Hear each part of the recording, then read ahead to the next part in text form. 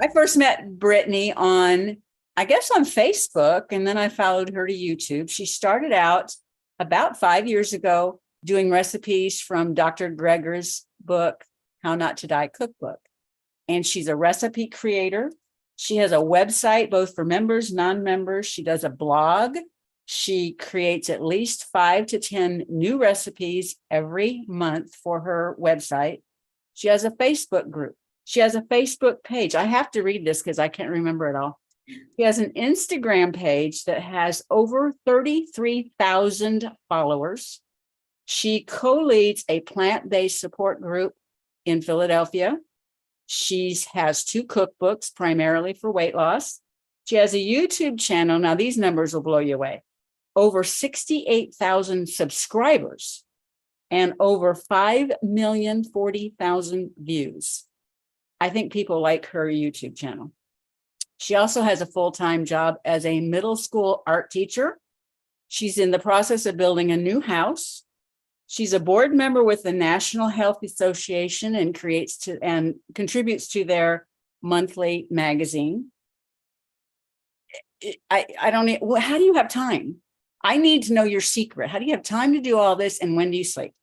I always say it's if I didn't love doing it, I definitely would have quit a long time ago, because it does take a lot of time, and it's just a way that I've been able to give back, because being plant-based has completely changed my life from starting it. And so if I can just help, my goal is always to help one person, to inspire somebody to make the change and get healthy. So really, it's just a passion project of mine. That's great. Why don't you start with telling us how it did change your life, where you started and where you went? Yeah, so it was soon after I got married. I had really awful health background at so young an age. I had just got married. I was around the age 24, 25, and my blood pressure came up high at my doctor's. So high that they had to put me on 2 different medications. And also I had high cholesterol. I also had a screening for a C-reactive protein test that came up at a 16, and under 3 is normal. I was morbidly obese. You name it, I pretty much had it at that time. You can get it at 24, 25, and just obviously just felt not great. And I also had a very scary family history. At the time, my mom was battling breast cancer. It was, a few rounds of cancer she had in her life. And my father had heart disease, triple bypasses, stents. He, over the past couple of years, has had a stroke. So some significant health issues on both sides of my family. I also had other family members, like, uncles and aunts, that also had similar issues going on. So I just was really nervous about starting my young life and the road it was going to go down. I always say it was the biggest blessing in my life, because I stumbled upon Forks Over Knives documentary, like I'm sure so many of your members have. And I watched it, and it literally was like them speaking to me. Dr. Campbell was talking about cancer, Dr. Esselstyn was talking about heart disease, and those were the 2 things I wanted to avoid. And then also the producer was showing his blood results before and after. He also included his C-reactive protein, his cholesterol, his high blood pressure. And so really it just became like they were speaking to me. And I just thought, if he could do it, I could do it. And I decided to jump in 100%. I also decided to read, the China Study and Prevent and Reverse Heart Disease, both books, as well as finding Dr. Greger and tons of other plant-based doctors and scientists in this. So I really just immersed myself and committed to it. And it's been something I've been doing ever since. And I can't even imagine my life now versus how it would have been if I would have kept doing the same thing. And how did your primary care doctor or whoever, did he support this? Did you have to convince him? Was he on board with it to begin with? How did that work? He did not. I actually changed physicians and found a plant-based doctor in my area who was very supportive and, changed that. So my doctor was not very interested. They did not counsel about diet at all. yeah, it just wasn't the best scenario for me. So I went to a plant-based physician who helped me get off my blood pressure medication, and really just was such a cheerleader for me. So I actually went on, there's different sources online.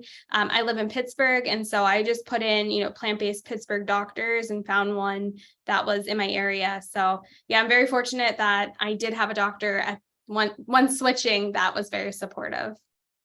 What about family? I know you have a husband. You Yeah. mentioned that you had just gotten married. Was he on board right away? Were you cooking 2 meals? How did that work? Yeah. So right away, I think he kind of thought, like maybe do it, but don't tell your whole family you're doing it. Seems kind of extreme, I think were the words he used back then. But about 6 months after, I think he thought I was going to try it, and then, it was going to not stick, because I was very committed to doing it like 100%. I was giving up 100% oil. I was jumping in. I think he thought I was very, for me, I always say I'm kind of like a unicorn. I was very scared about where my health was going. So I took it super seriously. And, I stuck to it. And then after 6 months, after he saw all of the amazing effects starting to happen, he decided to try it. And he also, he didn't have any major health issues. He wasn't obese, but he did see his cholesterol drop incredibly. And he also had some allergies, and those also cleared up. So that was a nice little thing from him having seasonal allergies so bad every year, taking multiple medications for it, to not having seasonal allergies anymore. So that's just a nice little bonus for him, but he's been doing it with me ever since. I will say that he is my only family member that has done this with me, which can be very frustrating, especially, being somebody who shares it with lots of people I don't know, trying to get family members that I love near and dear to my heart to make healthier choices hasn't really happened. But when I first went in, I wanted to just talk about it nonstop to everyone. And now I've just learned that I'm going to be the example. And, as we start talking about having kids, I'm looking forward to raising them whole food plant-based and giving them the best start and information from the get-go. So that's kind of where my focus has been. It does get very defeating, and I understand everyone that's frustrated about family members that won't change, but you can only do so much. I always say that, I'm in control of what I do, and I want to be a positive influence to people that meet me, but you can't change people, unfortunately. But you know what is difficult, and I found difficult and still do, when the people that you care about are eating things that are harming them. Yeah. It's so difficult. I visited a longtime friend a couple of weeks ago for a couple of days, and it was just heartbreaking watching some of the stuff that she would eat and knowing that I can't convince her to do otherwise. It's hard. Hard. It just became a topic where we kind of just don't talk about food now. And if they ask, of course, I'm always there and ready to jump in and offering to cook. But it was, my mom went through stage 4 cancer. And I was to the point when she got diagnosed stage 4, I was cooking like every meal for them. But, unfortunately that, she passed from it. But after that, my dad kind of went back to old habits and hasn't, we just kind of avoid the food topic at this point, but. I get it. Well, that segues perfectly into one of my next questions, is about creating meals that even omnivores like. Right. And you've been very good in the past at adapting recipes that are family favorites and making them plant-based and making them healthy. And I think you just recently did an interview with, I believe it was the Exam Room, creating Thanksgiving that everybody likes no matter how they eat. Can you talk a little bit about that and how you create those recipes? I mean, originally when I went whole food plant-based, I was doing it SOS free. I was avoiding all these things, but I love food. I mean, I joke around that I didn't get morbidly obese at 24, 25, not loving food. I also wanted to make things that my husband was going to enjoy.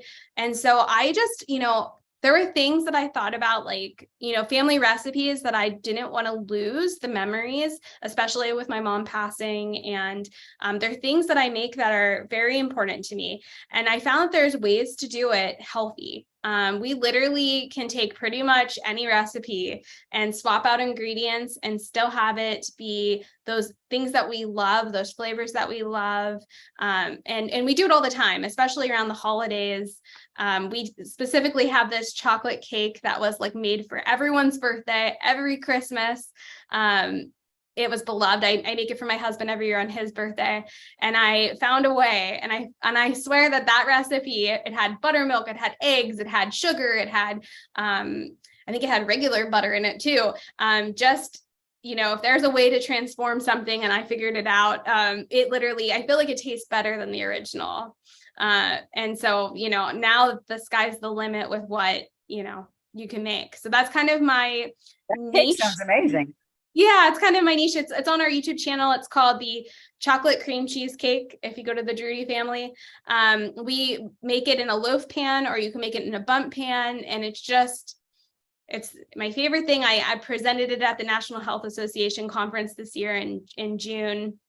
I made it in front of the stage for everyone, showing how you can break down any recipe. And that's the thing, is that there are substitutes, for sugar, we use dates, and we use date sugar, we use date paste. Those are the two things that we generally use, or we use a different kind of fruit sweetened. Just because you can make date paste, you also can make raisin paste, you can make fig paste, you can make apricot paste. You literally can take any dried fruit and make the same way you would make date paste.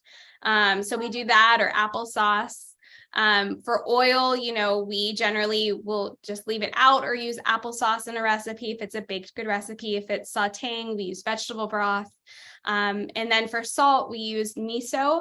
And I follow Dr. Greger's recommendations that, miso is protective. The soy has benefits that are protective and not damaging. And I've noticed in my own blood pressure that it hasn't, made it go up or anything like that. So I'm really cognitive of high blood pressure, because that is something I was once on 2 medications for. And from using, you don't need a lot. It's very little in any recipe, because you don't want the miso-y taste. You think of miso soup, that's not really what we're trying to achieve. Just a little bit of that flavor, that curve of that saltiness. And I haven't noticed it affect, my blood pressure has been exactly the same. So that's been really great to see kind of the science show up with the real life testing of it. So those are kind of the 3: salt, oil, and sugar that I follow. And I mean, there's just so many great things. Like, instead of eggs, you can make a flax egg. Instead of buttermilk, we take apple cider vinegar or lemon juice mixed with a plant milk, and you just let it sit for a couple minutes, and it curdles just like buttermilk, and then you can use it. So many different ideas. And I found that being whole food plant-based made me so creative in the kitchen. It literally is like a puzzle for me. I feel like that's why I love making recipes, because I'm literally like, okay, we have, barbecue chicken, and how am I going to make barbecue chicken replacement that's whole food plant-based? And then I think about, what can replace chicken? I think of soy curls, and I think of, jackfruit, and I think of even different beans and different things like that. And of course, how do you break down, barbecue sauce, and what are you getting rid of and adding in? So for me, it's really just, it's so fun. I mean, I could talk about recipes and food all day with you. And then also, like, when you nail a family recipe that the whole house has loved before, it's so exciting. And then you see how much fiber and how much better you feel. For me, always around the holidays, like Thanksgiving and Christmas and Easter, now it's not like, I don't feel so heavy when I eat those meals. I'm not like, oh, we need to go take a nap after. My family is kind of notorious for eating and then like zonking out on couches. So it's nice to feel good, to feel like you can move, that the next day you don't feel as bad as well. Right. Your enthusiasm is contagious. I mean, just talk is like, I want to get in the kitchen. And it occurred to me when you were talking, you're an artist. You're an artist in the classroom, and you're an artist in the kitchen. Yeah. And I was not a cook before starting our channel. I think I started it and I started going through Dr. Greger's books because I was like trying to show people that if I can, really, if you knew me before, if I can do it, anyone can do it. And, when I got married, I was buying like pre-mixed like sauces to just dump on, like, it wasn't like I was not making stuff from scratch. I was buying frozen meals. I did not have a background in like know how to cook. And so literally making the recipes and doing this has taught me so much. And it is just it is an art form. It's just being creative with food versus a canvas. So I also find that if you find joy in this, it makes it a lot more, you're not taking away things, you're adding in. And that's such a great mindset to shift. A lot of times people focus on, oh, I have to give up dairy and I have to give up this and I can't have that. And, Christmas comes and I can't have cookies. And it's like, well, they're all whole food plant-based, even SOS free ways of figuring out how to do them and making them delicious. For example, like in our membership class that came up in December, we did 10 whole food plant-based SOS free Christmas cookies or holiday cookies. And, showing that you can still do gingerbread cookies and you can still do, we made some family favorites in there that were family recipes like apricot cookies that I always had growing up. And, still making them, they're still calorie dense, of course, it's a cookie, but still having those things around the holidays is, it doesn't feel like you're giving up or restricting or anything. Right, exactly. So you do most of the cooking for the family holiday. All of it. And everybody eats your food and enjoys it, but they don't want to commit to it for the rest of the time. Right. Yeah. And that's the other thing too, is that, like people always ask about bringing a dish. At first, when I was bringing food to extended family members, different like holidays, I would bring, maybe enough for me and my husband, and then people would want to try it. And then you would be left with like nothing to eat because everyone ate your food. So I always tell people is to bring way more than you think. People generally are curious and will try it. Getting people to commit to doing it, to doing it day in and day out is a little bit of another story. I feel like everyone you have to figure out why you're doing it and why it's important to you. And then, to remind yourself of that. That's really, especially when you're doing it, I've been whole food plant-based for about 7 years now. So, there are reasons why, I go to the grocery store and don't grab, the vegan junk food. And I remind myself of that because, I want to be optimal in my health and be around for the long game and feel good and, enjoy life to the fullest and get all the things you talked about, how many things I need to get done. If I did not feel good, right. 1/10 of that would not get done. So I have to feel optimal to make sure I'm getting all my things done.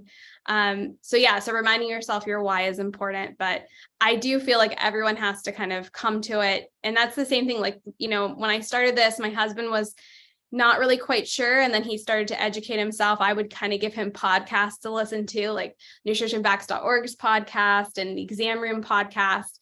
And, then he became more curious and I just kind of let him kind of come to me instead of kind of like being like, more forceful with it. And so now he's been doing it with me and he only started about 6 months after me. So this whole entire time after, we've been enjoying it together. I tell people all the time, vegan's not enough. Yeah. Eating vegan really today could be pretty easy, but it's just not enough. Right. Especially I feel like it is so oily, if you go anywhere and you go out to eat and you see something that's vegan, most times it's like, especially because people don't really know how to cook with vegetables. It's so like laden with butter or with margarine or oil or, things like that. So it's just, it's something that I definitely don't feel good eating. And I do notice as well, the longer you do this, the more sensitive you get to things. Mm. So really, it's not like, I know if I have something with a lot of oil, I don't eat. I'm going to kind of be paying the price for it later. Well, since you brought it up, I hadn't thought about asking this, but since you brought it up, eating out. How often do you eat out and how do you eat out? Well, I live in Pittsburgh, so, the choices are not optimal here, as well as many other places that we've traveled. We go camping a lot, all different states, kind of eastern side. And, it can be difficult. There's not too many whole food plant-based restaurants. So, I'm lucky that my town has a small smoothie shop, so I can go and get a whole food plant-based smoothie. And sometimes they'll make pancakes that are whole food plant-based, for a Saturday morning, but that's pretty much it. Or, if I go to a place, oatmeal is usually my go-to with fruit or baked potato and steamed vegetables. But generally we, and especially since the pandemic, we eat majority of our meals at home. When we do travel, I try to find an ethnic restaurant, and, ordering from the sides and kind of creating your own meals is great. And, every once in a while we'll get lucky and you'll find like a fresh salad place or a salad bar that you can kind of build up. But generally when we camp, I pack like all of our meals and really kind of plan ahead. And if you can find a restaurant, you can find a grocery store, right? That's true. Yeah, literally anytime we travel, that's our first stop is, stocking up at home and making sure that we have all the things that we love. And when we do go on vacation, I might make things that have, maybe more nuts or more dates or something like that, a little bit more indulgent than regularly I'd have at home, but I know it won't make me feel icky. So we really do love, like Dr. Greger has a great black bean brownie, or he has a brownie recipe and it's dates and walnuts and things like that. And that generally I only make that recipe when we go on vacation because I know if I have it here too much, it might tip the scale the other direction. But that's like, we do indulgence like that, which is really, it keeps it fun. And then also, I don't really make too many people's recipes that aren't my own now. So I really like going on vacation and scrolling through someone else that I love that's a recipe creator's stuff. So that for me is kind of, fun to do. Well, I know one of your recipes that I think has probably been shared on every plant-based Facebook page or group that I belong to. And that's I believe it's sweet potato brownies or sweet potato pudding. The pudding, yeah. Yeah. The pudding one is very popular, and it's you can, and then that's great because you can actually make it into a pudding pie. So or a pudding parfait, or and that's just literally came from, I was babysitting a cousin of mine, and they were looking for the snack packs. Their mom packed snack pack puddings, and I was like, I think maybe I can tweak this, obviously, to get it healthier. So that kind of is how that one started. But yeah, we love it. We freeze it in the summer, make fudgesicles out of them. And it's great. I mean, yeah, that one's a favorite here too. What about people who, and we have some members that really need to avoid, this is going to be a two-part question. They really need to avoid sugar and the nuts and even dates. And then the other part of the question is, why is date sugar better than cane sugar or maple syrup or honey? Why do you focus on the dates? And what would people do if they needed to even leave the dates out? Yeah, I like dates. I try to follow what Dr. Greger recommends for kind of the science information that he gives. And dates, have their fiber intact. So whenever we make, and that could be any dried fruit, we make a sweet paste or a date paste. That's kind of my number one. Sometimes it's hard in recipes if you have a granular sugar to, use date paste because it's wet. So if it's a granular sugar, like some of the cookies we do, I'll use date sugar, which is just dehydrated dates. So that's probably the closest whole form of really added sugar that you're adding in. It's still, just dried fruit. If I'm avoiding dates, what I like to do is I like to use applesauce for date paste. And also, I love just adding in fruit. Smashed banana is fantastic. We make oat cookies, which is just rolled oats, smashed bananas, and then you could add cinnamon and flax and anything else to it. And they make little cookie pucks, and they're delicious for snacks or breakfast. So fruit is just a great sweetener. So those are, if I was avoiding dates, I generally would just have, bananas are awesome. Applesauce is awesome. Any kind of, fruit that you can kind of, even berries that you can kind of smush down, work fantastic. Cool. And then I know a lot of recipes that have nuts will say to replace the beans, to replace nuts with beans. Yeah, And white beans are texture. Yeah, white beans. But the issue is sometimes the texture, because the nuts have a totally different texture than the white beans. And I know in my own experience, I found that the white beans, the flavor is good, but the texture is different. So what could you do with the beans to kind of maintain that texture? Would flaxseed work? Ground flaxseed? So if you're trying to bulk up, if it's, it kind of depends on what recipe. If you're trying to make like a sauce, let's say like you're making an Alfredo sauce. That was exactly what I was making. Yeah, there you go. And then, the Alfredo sauce has, a cup of white bean, a cup of cashews. And Right. you're like, what can I do? I would do a cup of white beans, depending on, there's lots of different types of white beans. And, I've heard from members in our Facebook group, people experiment with navy beans and people don't always think of navy beans, or, so maybe finding a bean that you like. I generally find that that's a pretty good swap for sauces. And if you have a really good blender, generally the texture is fine. I have a Vitamix. I tell people it's my most used item in my kitchen. If it's something you're going to invest in, I think the Vitamix is your way to go. They have just a great, I can't speak enough about Vitamix, not anything connected with them, but I use it every single day. So that really allows it to kind of be, whipped enough that you can't tell. If you're going to do, something else, you could definitely add, I'm all for flax. It's great to get that in when you can. To thicken it, that would be a great option. A flax egg is a great option just to kind of make sure, or, with the same aspect, you could do a chia seed egg as well. If you have chia around, those kind of work 1-to-1. But yeah, I think white beans generally are a great replacement. Even we've even done recipes with chickpeas for cashews, and that's worked really nice. So there are ways around it. I've had people, even anytime, I see a lot of cashews in something, I even sometimes will just do a little bit of cashews and more white beans. And then, and that's nice if you have little ones, or if you have people that aren't, plant-based at home. So that little bit of fat still kind of gives you that texture. And then majority of it can be white beans. And that's also very nice because it's cost effective, because, nuts are expensive. So when you can cut costs, that's kind of, I think the way to go. Exactly. Well, I think I have exhausted all of my questions. Is there anything else you would like to add to?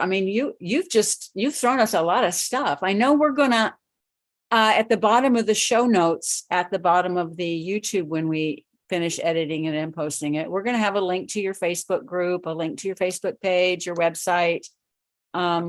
I think maybe your Instagram, your YouTube. Is there anything else you would like us to share? Is there something special that's coming up or that you want to do that you would like for us to share in the show notes? I just want to let anyone know that, wherever you are, the fact that you're listening to this, the fact that you're here is such a positive encouragement with the group that these ladies have created. And, there are so many wonderful people to reach out to if you need help, if you need ideas. My group, I'm super active in it. I actually have my cell phone number is posted. So if you need help, if you're like mid recipe and you're like, oh my gosh, I don't have cashews, or, you need something, people can always shoot me a text or send me an email, and I get back to everyone. So just, I think it's so important to kind of find your tribe, find people that are doing this, like this group, and, don't do it alone, because most of us in our everyday life are kind of the only people doing this. But as soon as you're, with your people that are also doing this, or at a conference, it just makes you so excited and kind of not so isolating. So yeah, if anyone needs me, I'm around, all the links. But it's just so nice to chat with you today.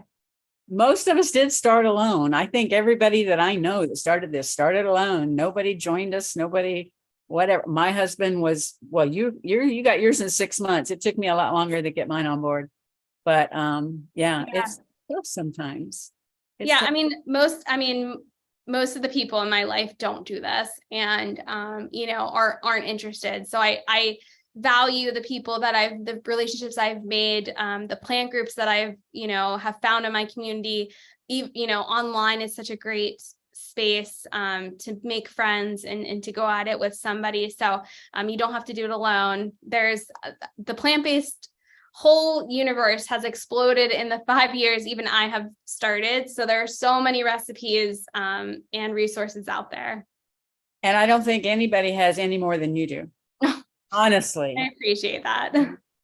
From what I've seen, they're great. And I've tried some of them, but more so I get other people bragging about your recipes in the McDougall groups and Esselstyn groups that I help with.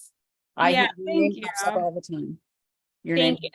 And I love, I mean, all the plant-based doctors are just amazing. It's been an honor to speak with. I super fan out, like when we go to the conference at the NHA in Cleveland, and they have Dr. Furman and they have, different people that are there. We had Brenda Davis came this past year, and she was standing in front of me in the buffet line.